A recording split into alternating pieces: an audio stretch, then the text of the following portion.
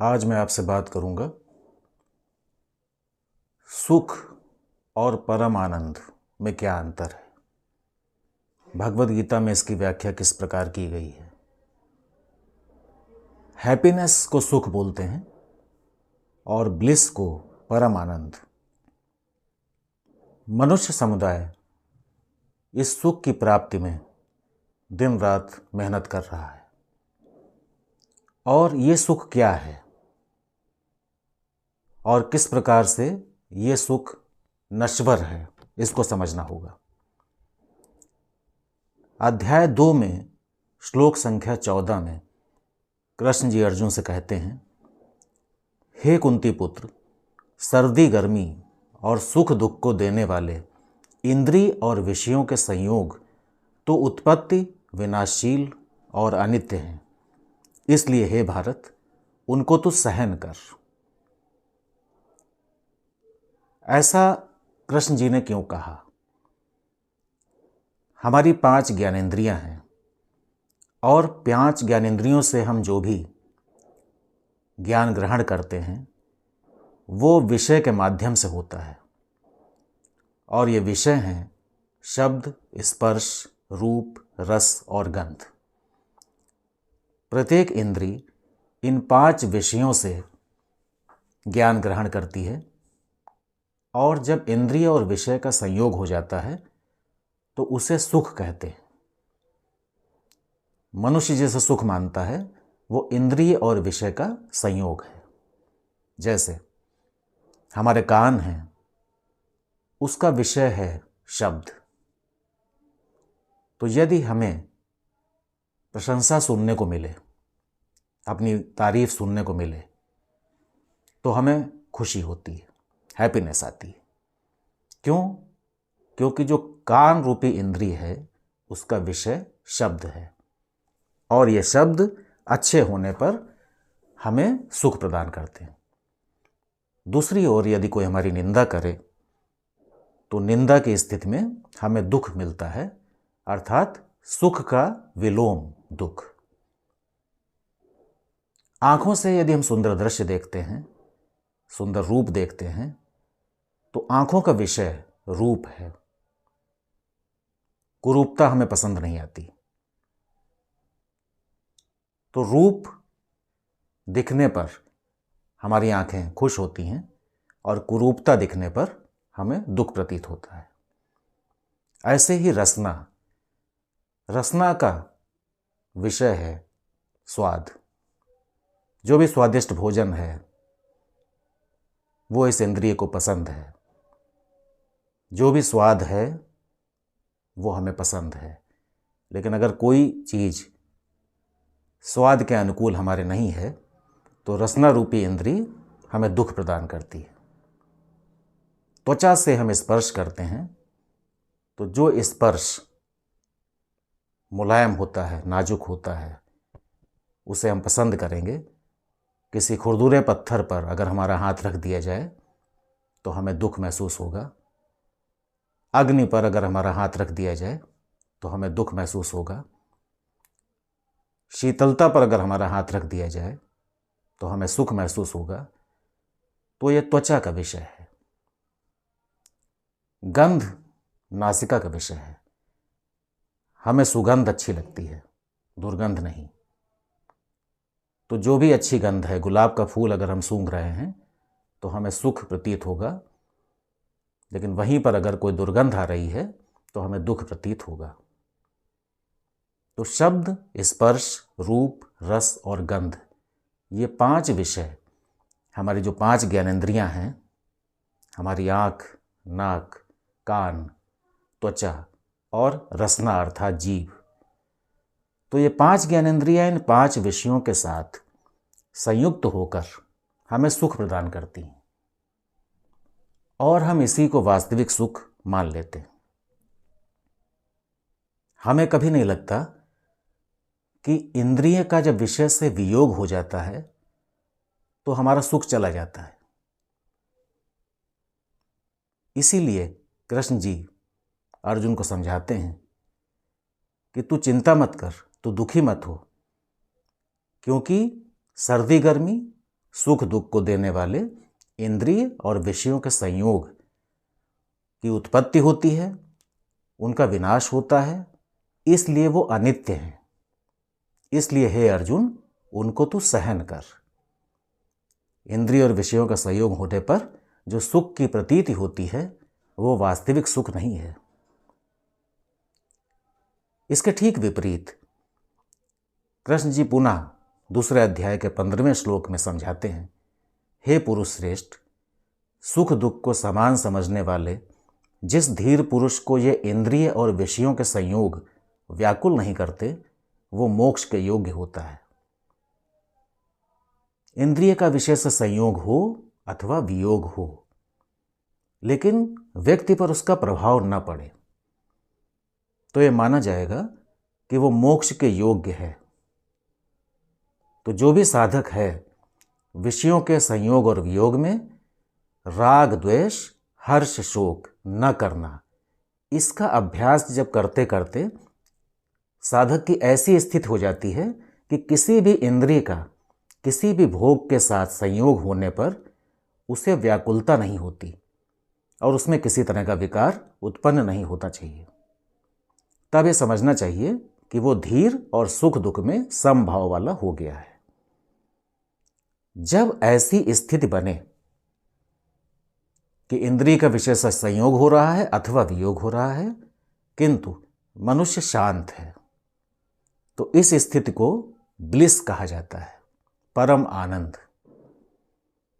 जो हम सुख मानते हैं उसका विलोम दुख होता है, अर्थात सुख अगर है तो दुख भी मिलेगा। यदि आज हम सुखी हैं तो कल हम दुखी भी हो सकते हैं। लेकिन जब हम परम आनंदित हैं वहां पर दुख लेश मात्र भी नहीं हो सकता, क्योंकि इंद्रियां विषयों के साथ संयोग करेंगी, इंद्रियां विषयों के साथ वियोग करेंगी।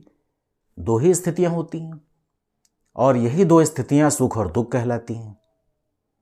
लेकिन जो ब्लिसफुल स्टेट है, जो ब्लिस है, उसका विलोम नहीं होता।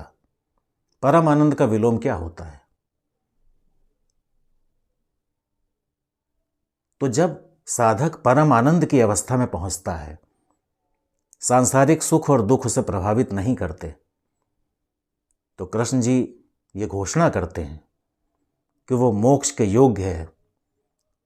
एलिजिबिलिटी उसने प्राप्त कर ली, क्योंकि मोक्ष उसी को मिलेगा जो आवागमन से मुक्त होगा और पृथ्वी पर सुख और दुख से विचलित नहीं होगा।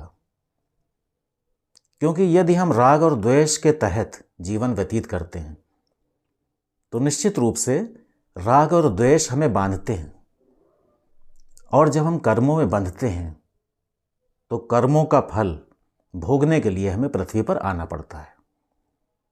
लेकिन जब हम राग और द्वेष से मुक्त हो जाते हैं तो हमारा कोई भी कर्म फल नहीं बनता, और कर्म फल न बनने की स्थिति में पृथ्वी पर आने का प्रयोजन समाप्त हो जाता है। तो यह बहुत ही गूढ़ रहस्य है। हम कहेंगे कि सुख मिलने पर हम सुखी होते हैं, दुख मिलने पर दुखी होते हैं। अगर ये सुख और दुख के ऊपर की स्थिति ब्लिस कहलाती है तो ये हम कैसे प्राप्त करें? ये तो बहुत ही कठिन है और ये सन्यासी के वश की बात है। लेकिन ऐसा नहीं है, क्योंकि कृष्ण जी के समक्ष हम सभी अर्जुन की भांति हैं। जिस प्रकार से अर्जुन मोहग्रस्त होने के कारण वास्तविक सुख और दुख के बीच भेद नहीं कर पा रहे थे, और उनको ये लग रहा था कि ये बहुत ही दुख का विषय है कि हम युद्ध कर रहे हैं और हमारे अपने ही मेरे द्वारा मारे जाएंगे, या मेरे पक्ष के योद्धा भी मृत्यु को प्राप्त होंगे। जब ज्ञान मिल जाता है कि सुख और दुख दोनों अनित्य हैं, शाश्वत नहीं है,